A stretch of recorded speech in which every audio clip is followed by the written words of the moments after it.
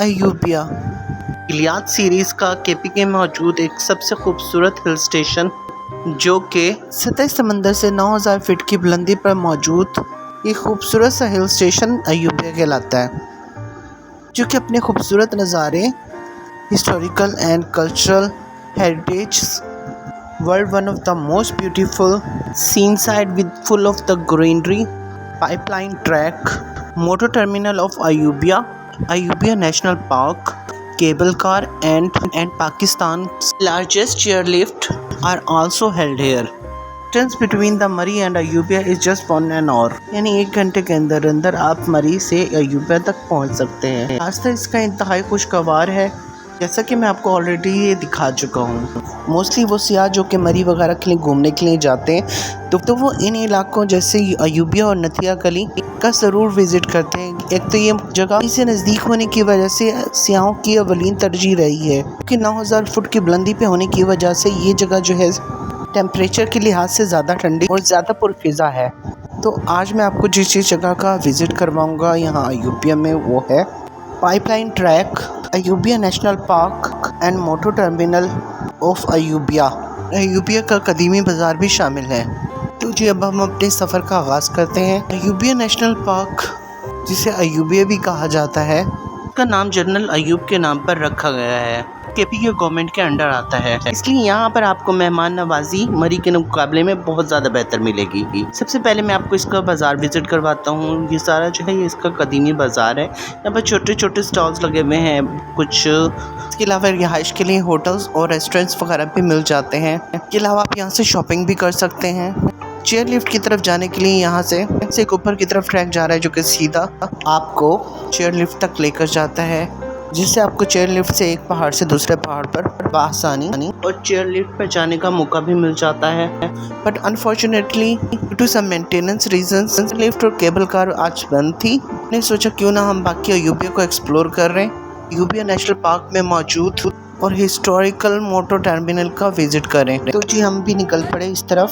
सियाहों का रश देखकर आपको अंदाज़ा हो गया कि गर्मी की छुट्टियां हो गई हैं। मुल्क भर के मुख्तलिफ इलाकों से तमाम सयाह इंजॉय करने के लिए मुख्तलिफ हिल स्टेशन के लिए निकल चुके हैं। तो जी हम भी निकल पड़े अयूबिया नेशनल पार्क को विजिट करने।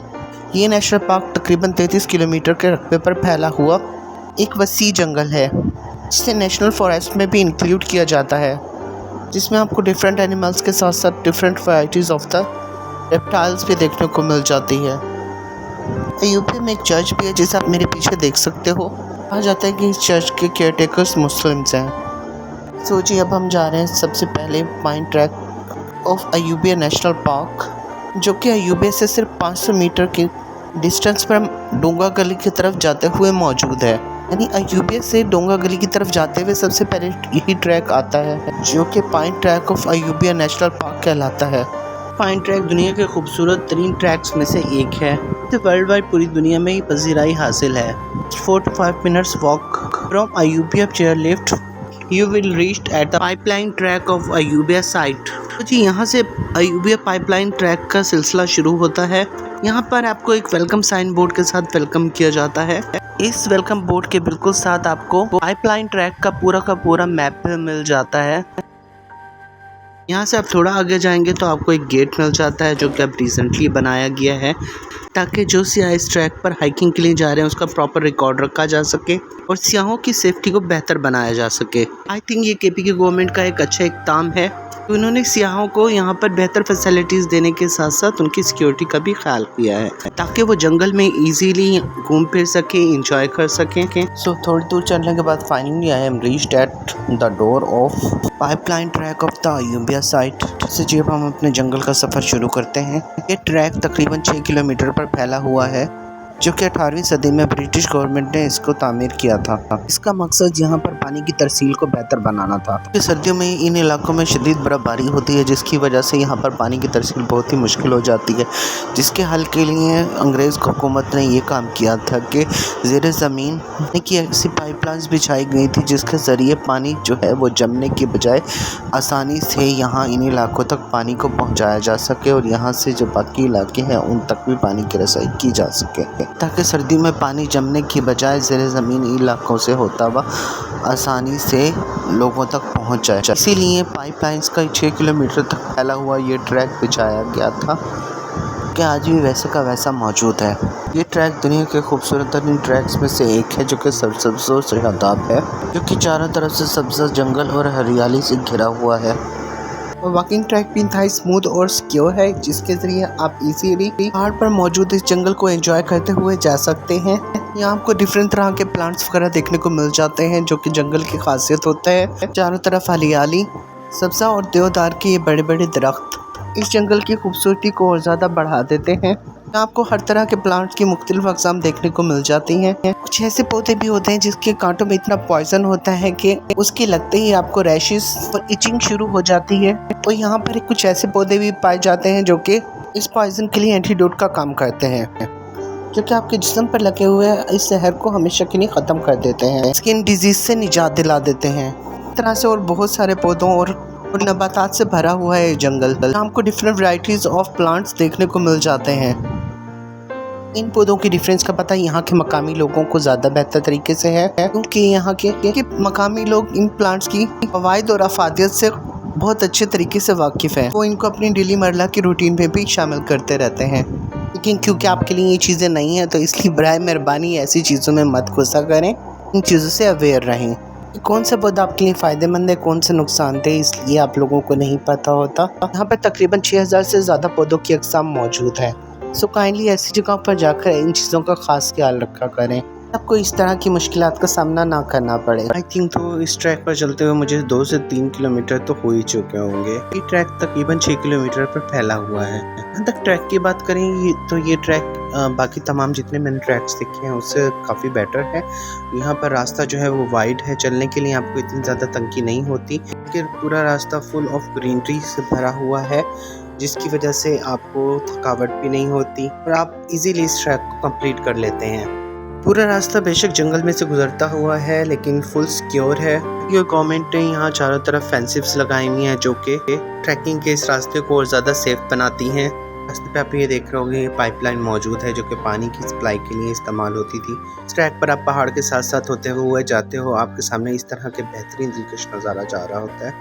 दरख्तों के दरमियान से जाता हुआ ये बल खाता हुआ रास्ता आपके सफ़र को और ज़्यादा यादगार बना देते हैं। ट्रैकिंग करते हुए at the one point I think so I have lost, क्योंकि मेरे पीछे कोई भी नहीं आ रहा था, इसलिए मुझे थोड़ी घबराहट हुई। लेकिन फिर जब लोग आना शुरू हुए तो मैंने कहा ओके मैं ठीक जा रहा हूँ। तो आगे हिम्मत करके मैं भी चल पड़ा। वैसे आपको बताता चलूँ, ये जंगल full of the fun thrill वाली एक्सपीरियंस देता है आपको। कुछ दूर जाने के बाद आपको ये साइन बोर्ड भी देखने को मिल जाता है, जिस पे कि वाज़ेह तौर पर लिखा जाता है कि यहाँ पर ये रेप्टाइल्स मौजूद हैं जिनको आप थोड़ा सेफली क्रॉस करेंगे, आप उनको नुकसान नहीं पहुँचाएंगे, क्योंकि उनका घर है और आप उनके घर में घूम फिर रहे हैं, तो इसलिए सेफली आप लोग इसको एंजॉय कीजिए। इसमें डिफरेंट कलर की स्पाइडर्स हैं, लिजर्ड्स एंड गुआनास हैं, वो अक्सर दरख्तों की शाखों वगैरह पर दिख जाते हैं। ये सब कुछ आपको एक अलग लेवल का एक्सपीरियंस भी प्रोवाइड करते हैं। जैसे कि मैंने आपको पहले भी बताया, यहाँ पर आपको जो है मंकीज़ वगैरह देखने को मिल जाते हैं, डेयर्स वगैरह भी यहाँ पर पाई जाती हैं, यानी हिरन वगैरह भी यहाँ पर पाई जाती है। इसके अलावा यहाँ पर आपको बिग कैट में लेपर्ड वगैरह भी आपको देखने को मिल जाता है, यानी कि तेंदुआ, इन जंगलात में तेंदुआ भी पाया जाता है। तो इसलिए आपको चाहिए अपनी सिक्योरिटी का ख्याल करते हुए ज़्यादा अंदर तक ना जाएं। जो आपके लिए वॉकिंग ट्रैक सेट किया गया है आप सिर्फ उसी पर ही चलें, क्योंकि ये चीज़ आपकी लाइफ के लिए भी रिस्की है। Be safe and enjoy. वैसे आपको पता है इसे दुनिया के खूबसूरत तरीन वॉकिंग ट्रैक्स का खिताब भी मिल चुका है। तो इतने खूबसूरत वॉकिंग ट्रैक को छोड़ के आप लोगों को इधर उधर जाने की ज़रूरत ही नहीं है। तकरीबन आधे से ज़्यादा वॉकिंग ट्रैक जो है वो मैंने कंप्लीट कर लिया था। अब इससे ज़्यादा जाने की हिम्मत नहीं थी, तो मैंने सोचा क्यों ना मैं वापसी की तरफ जाऊँ। जितना मैं चल के आया हूँ उतना ही मुझे वापसी भी जाना पड़ेगा। और अभी मैंने मोटो टर्मिनल की तरफ भी विज़िट करना था, आपको उसका भी दिखाना था, तो इसलिए मैं वापसी की तरफ चल पड़ा। वैसे आपको पता है इस ट्रैक के डिफरेंट नेम्स भी हैं। इसे यूबिया नेशनल पार्क का ट्रैक बोलता है, कोई इसे पाइपलाइन ट्रैक बोलता है, कोई इसे डोंगा गली ट्रैक बोलता है, बट मेरे लिए तो बहुत ज़्यादा लॉन्ग ट्रैक था ये। मैदानी लोगों को एक्चुअली इतनी ज़्यादा हाइकिंग की आदत नहीं होती ना, तो इसलिए हम लोग जल्दी थक जाते हैं। पहाड़ के 6 किलोमीटर तो वो 26 किलोमीटर के बराबर हो जाते हैं। तो क्योंकि शाम होने वाली थी और मुझे ज़्यादा से ज़्यादा एक्सप्लोर भी करना था, तो इसलिए मैंने जल्दी जल्दी चलना शुरू किया कि टनल बंद ना हो जाए, क्योंकि टनल की एक टाइमिंग है, उस टाइमिंग के अंदर ही वो ओपन होता है, उसके बाद वो क्लोज़ हो जाता है। मैं इसलिए ट्रैक से वापसी की तरफ चल पड़ा, मुझे टनल को मिस नहीं करना था। इस जगह की भी अपनी खूबसूरती है, चारों तरफ फैला हुआ ये खूबसूरत और वसी जंगल जो कि पहाड़ों की चोटियों तक फैला हुआ है, ये अल्लाह पाक की बेहतरीन कारीगरी को जाहिर करता है। पहाड़ों की चोटियों पर बल खाता हुआ ये खूबसूरत रास्ता, दूर दूर तक फैले हुए ये जंगलात इस जगह की खूबसूरती को और ज़्यादा बढ़ा देते हैं। अगर आप इस ट्रैक को एंजॉय करना चाहते हैं तो आपको इसकी टाइमिंग का भी ख्याल रखना होगा। ये पाइपलाइन ट्रैक भी एक स्पेसिफिक टाइम के लिए ओपन होता है, जिसके बाद इसे क्लोज़ कर दिया जाता है। जैसे ही शाम होने लगती है इसे क्लोज़ कर दिया जाता है, ताकि आप अच्छे से इस सफ़र को एंजॉय कर सको। और दूसरा, शाम में यहाँ पर जंगली जानवर वगैरह का ख़तरा ज़्यादा होता है, तो इसलिए इसको क्लोज़ कर दिया जाता है। सो काइंडली अगर आप वहाँ जाएँ तो इसकी टाइमिंग का ख्याल रखें, जो कि 9 से 4 बजे तक खुला रहता है। इस टाइम के दौरान आप इसीलिए इस ट्रैक को एंजॉय कर सकते हो। सो जी, मेरा ट्रैक अब तकरीबन कंप्लीट हो चुका है और अब मैं गेट के पास पहुंच चुका हूं। सो अब हम गेट क्रॉस करके सीधे जा रहे हैं मोटर टर्मिनल की तरफ। सो थोड़ी देर इस ब्यूटीफुल ट्रैक को मज़ीद एंजॉय करते हुए finally I got this sign board of the historical motor tunnel with its direction that increase my happiness and excitement level।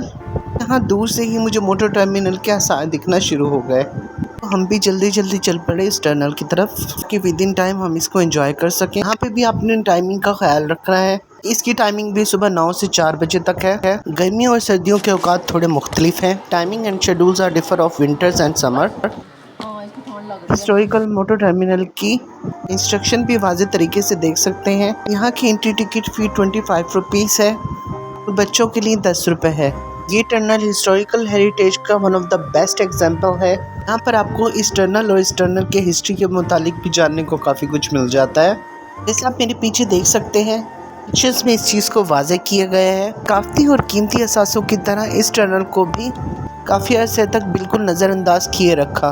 Maintenance और केयर ना होने की वजह से ये टनल भी हमारे अक्सर सकाफती विरसों की तरह मौदूम होने की कगार पर थी। But thanks for the KPK government and Imran Khan tries to promote the tourism, they developed and maintain this tunnel again. And in 2020 KPK government ने ना सिर्फ इस टनल को रिकन्स्ट्रक्ट किया, बल्कि इसको बेहतर तरीके से डेवलप करके आम पब्लिक और टूरिस्ट के लिए खोल दिया गया। इसको हम अच्छे से एक्सप्लोर कर सकते हैं, तो हम भी इसे एक्सप्लोर करने के लिए चल पड़े। जब हम टिकट काउंटर से टिकट परचेज़ कर रहे थे तो वहाँ मुझे मेरे चंद लिटिल और स्वीट फैंस मिल गए। जब भी आप लोगों से इतना प्यार और अपनापन देखने को मिलता है तो सच में बहुत खुशी होती है।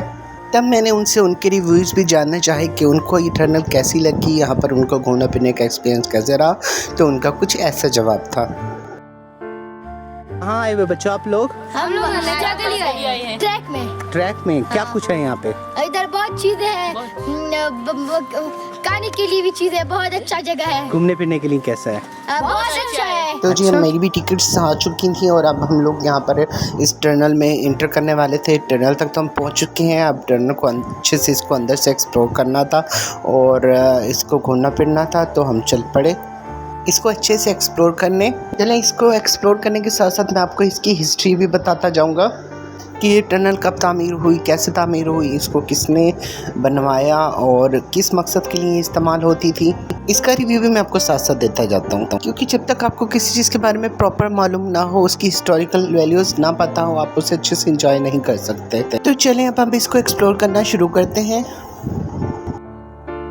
तो जी, ये टनल 1891 में ब्रिटिश गवर्नमेंट एरा के टाइम पर कंस्ट्रक्ट की गई थी, जो कि तकरीबन 133 साल पुरानी है। इस टनल में आपको ब्रिटिश दौर के चंद सिंबल्स भी देखने को मिल जाएंगे कि हिस्टोरिकल वैल्यू और इंक्रीज कर देते हैं, जो कि अंग्रेज़ों के दौर में ये है वो टनल में तामीर की गई थी। तो अब दोबारा से रिकन्स्ट्रक्ट किया गया है। यहाँ पर आप देख रहे हैं प्रॉपर इसकी सराउंडिंग में बैठने के लिए जगहें बनाई गई हैं, इसको प्रॉपर एक शेप दिया गया है। ये इसका एंट्रेंस गेट है और ये पूरा जो था इसके पहाड़ के अंदर दबा हुआ था, जिससे अब रिसेंटली ही इसको निकाला है। ये इसकी पूरी हिस्ट्री जो है यहाँ पर आ रही है, जिसे आप देख रहे हो। आप जिससे मैं अपने पूरे आपको बुलाता हूँ। ये टनल 250 फुट लंबी, 4 फुट चौड़ी और इसकी ऊंचाई तकरीबन 6 फुट के करीब है। इस टनल या सुरंग की कंस्ट्रक्शन इसलिए की गई थी ताकि घोड़ा अडाका यानी अयूबिया को खेरा गली से मिलाया जा सके, ताकि इस सुरंग के ज़रिए पहाड़ के एक कोने से दूसरे कोने तक बआसानी पहुंचा जा सके। क्योंकि ये जगह चारों तरफ से जंगलात से फैली हुई थी, जिसे पाइन फॉरेस्ट भी कहा जाता था, में मौजूद जंगली जानवरों से बचने के लिए, अपने सफ़र को और ज़्यादा आसानदेह बनाने के लिए इस सुरंग का इस्तेमाल किया करते थे। You look like that. ऐसी चीज़ जो कि कई सौ साल पहाड़ों के अंदर रही, जिसे ये अंग्रेज़ों ने बनाया था। बेसिकली ये अंग्रेज़ों ने टनल बनाया था जो कि कार के तौर पर एक जगह से दूसरी जगह जाने के लिए इसका इस्तेमाल करते थे, ताकि पहाड़ के अंदर से एक जगह से दूसरी जगह जा सकें।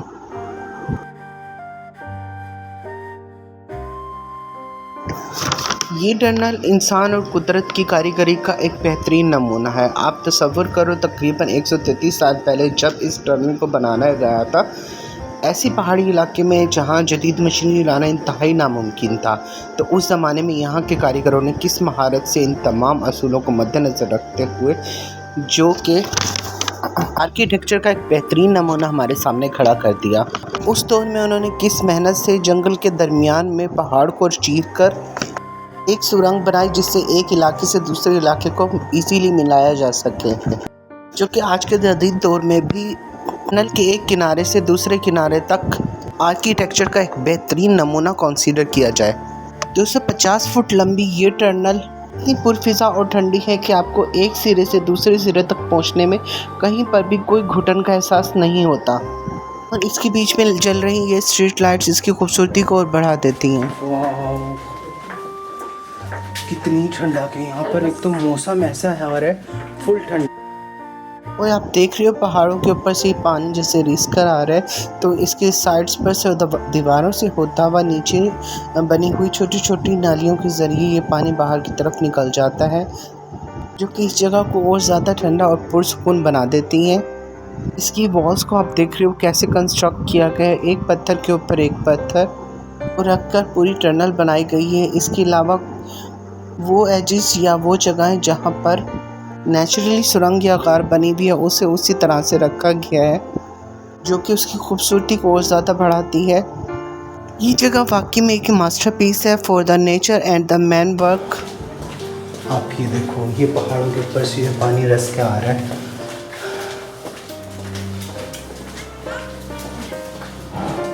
ये जैसा कि मैंने आपको पहले भी बताया, ये जगह बनाई गई थी ब्रिटिश गवर्नमेंट की तरफ से फॉर देयर सोल्जर्स, ताकि वो एक जगह से दूसरी जगह बाहिफाजत जा सके। कुछ यहाँ की इलाकाई जोग्राफियाई हैसियत की वजह से, कुछ यहाँ पर बहुत ज़्यादा बर्फ़बारी और स्नोफॉल की वजह से, कुछ सीक्रेटली दुश्मनों की नज़र में आए बग़ैर अपना असला एक जगह से दूसरी जगह ट्रांसफ़र करने के लिए ब्रिटिश आर्मी इस टनल का इस्तेमाल करती थी। लेकिन अंग्रेज़ों के चले जाने और वक्त गुजरने के साथ साथ इस जगह की अहमियत भी ख़त्म होती गई। फिर लैंडस्लाइडिंग्स और लोगों की कूड़ा कचरा फेंकने की वजह से ये जगह बिल्कुल ही मखदूम हो गई थी। लेकिन अब इसकी जब से दोबारा रिकन्स्ट्रक्शन की गई है, ये जगह बहुत ज़्यादा खूबसूरत और बहुत बेहतरीन हो गई है। मैं आपको हाईली रिकमेंड करूँगा, जब भी आपका यहाँ जाना हो आप ज़रूर इसका विज़िट करो। ये जगह देखने में बहुत खूबसूरत है जी। फाइनली अब हमारी टनल ख़त्म होने वाली है। अब हम इसके एज तक पहुँचने वाले हैं, एंड तक पहुँचने वाले हैं।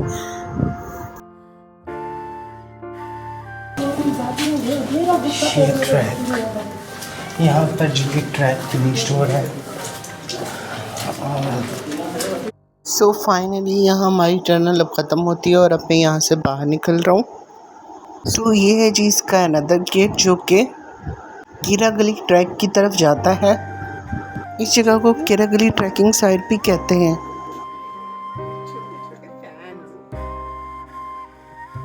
सो फाइनली अब मैं यहाँ से बाहर आ चुका हूँ। आई थिंक ये one of the best track था जो कि मैंने इसको विज़िट किया है। मुझे सच में यहाँ पर बहुत मज़ा आया। यहाँ पे इस टनल की होल कंस्ट्रक्शन को देख सकते हो। इस मेन गेट पर यहाँ पर ऊपर 1891 का सिंबल भी दर्ज किया गया है, यानी जिस डेट को ये बनाई गई है, जिस ईयर को ये बनाई गई है उसको भी यहाँ पर वाज़ेह रूप में मेंशन किया गया है।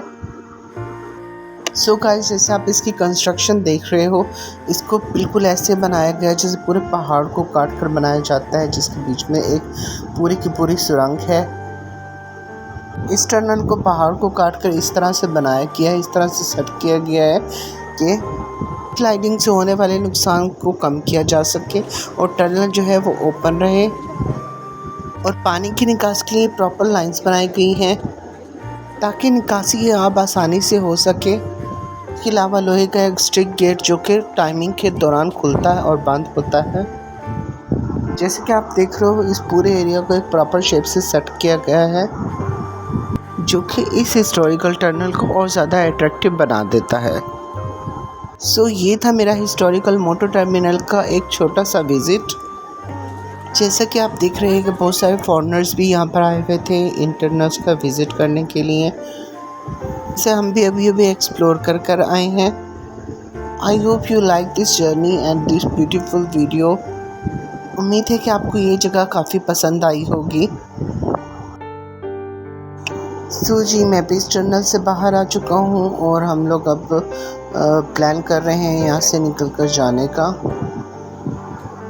इतने में मुझे अपने वही नन्हे फैंस आते हुए दिखे तो मैंने सोचा उनसे भी थोड़ा सा एक्सपीरियंस के बारे में पूछूं कि कैसा रहा उनका। कैसा रहा ट्रिप? बहुत अच्छा। अभी हम जाएंगे पेशावर वापस। अच्छा, हम भी जाएंगे पेशावर आज। तुम सो जी, लिटिल बिट ड्रोन्स की शॉट्स लेने के बाद हम लोग यहाँ से चल पड़े वापसी अयूबिया की तरफ, जहाँ मुझे रास्ते में कीरा गली का ये फॉरेस्ट ट्रैक देखने को मिला। बाबा वो ना 6 किलोमीटर तक है, जो कि तकरीबन 6 किलोमीटर तक था, जो आगे जाने का कह और रहे हैं अक्सर बाबा। टूरिस्ट वहाँ पर जा भी रहे थे, but due to the shortage of time हम लोग वहाँ पर नहीं जा सके। और वहाँ से होते हुए हम सीधा अयूबिया के ट्रेडिशनल बाज़ार की तरफ आ गए। यहाँ हमने अयूबिया के कदीमी बाज़ार को थोड़ा सा एक्सप्लोर किया। तो जी, ये था मेरा tour of Ayubia national park, district Abbottabad, KPK, Pakistan का। I hope you like my video. Kindly like, share and subscribe to my channel.